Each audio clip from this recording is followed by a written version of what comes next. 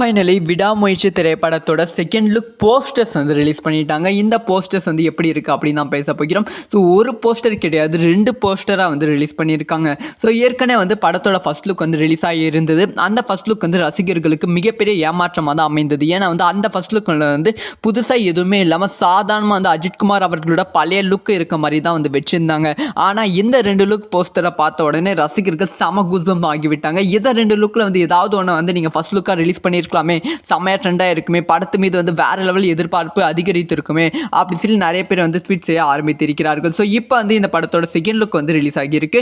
இந்த செகண்ட் லுக்கில் வந்து 2 லுக் வந்து ரிலீஸ் பண்ணியிருக்காங்க. அதில் வந்து ஒரு கேப்ஷன் வந்து போட்டிருக்காங்க, எஃபர்ட் நெவர் ஃபெயில்ஸ் அப்படிங்கிற ஒரு விஷயத்தை போட்டிருக்காங்க. ஃபர்ஸ்ட் வந்து இந்த 2 லுக்கையும் பார்க்கும்போது இந்த அஜித் அவர்கள் 2 லுக்குமே வந்து ஒரே லுக்கு தான் அப்படி சொல்லிக்கிறது, ஒரே சீனில் எடுக்கப்பட்ட லுக்கு தான் அப்படின்னு சொல்லி கிளியராக வந்து தெரிகிறது. ஏன்னா வந்து இந்த 2 லுக்லையுமே வந்து அஜித் அவர்கள் ஒரே காஸ்டியூம் தான் வந்து போட்டிருக்காங்க.